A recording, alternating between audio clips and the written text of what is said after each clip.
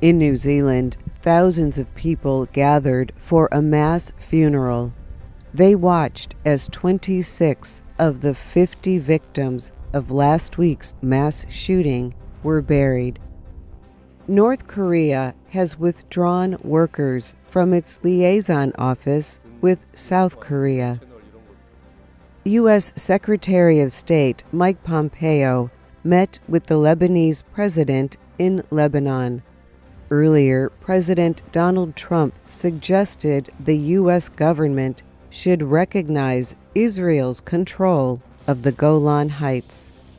And Indonesia's national airline has asked Boeing to cancel an order for 49 MAX 8 airplanes.